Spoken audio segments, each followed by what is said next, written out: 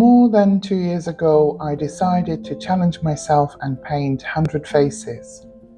And I didn't expect how much it would change the way I see people or myself. If you've been here for a while, you might remember I mentioned this challenge before.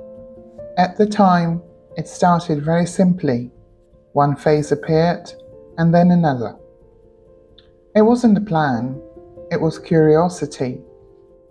I've always believed that we grow through challenges, even the ones that feel uncomfortable at first. Because if you stay with them long enough, something shifts. What starts as resistance slowly turns into something else, something closer to excitement.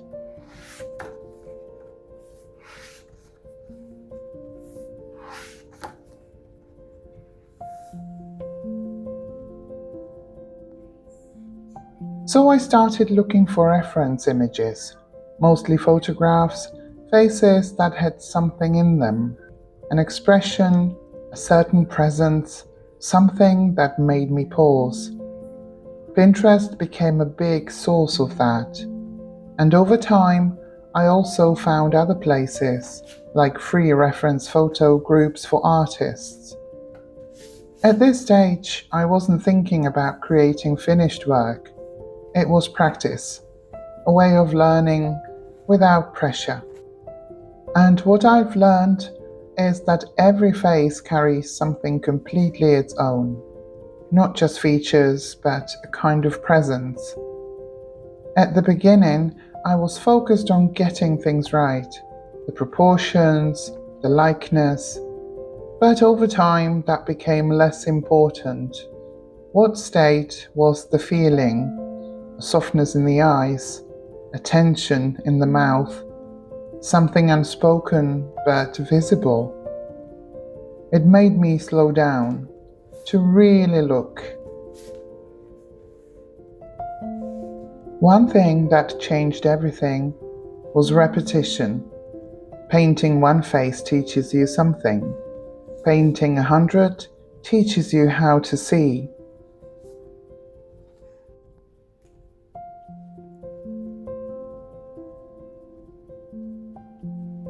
I also learned to choose references that I felt connected to, not just good images, but faces that made me curious. I think that connection always finds its way into the painting. And quite early on, I had to let go of perfection. Some faces didn't work at all, but each one carried something forward. A small shift, a different understanding, and over time, that builds.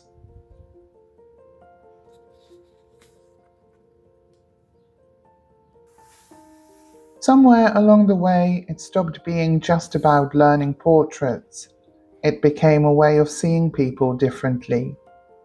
When you spend that much time observing faces, you start to notice what makes them human. The asymmetry, the irregularities, the parts that don't quite fit. And strangely, it made me more accepting of others and of myself, of the parts that aren't perfect but feel real.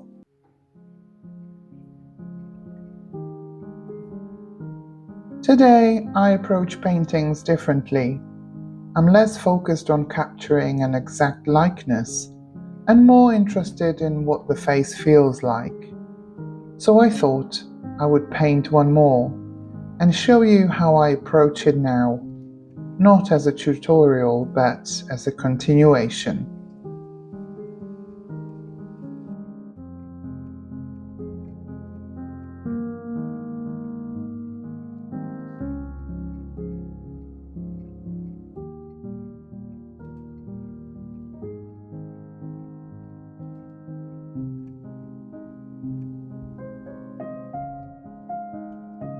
I usually start loosely, just trying to find the structure, letting the lines move without forcing them too much. Then slowly, I begin to adjust, to soften or sometimes exaggerate, letting the face shift slightly away from the reference. At some point, it begins to feel like its own thing, and that's when I trust it.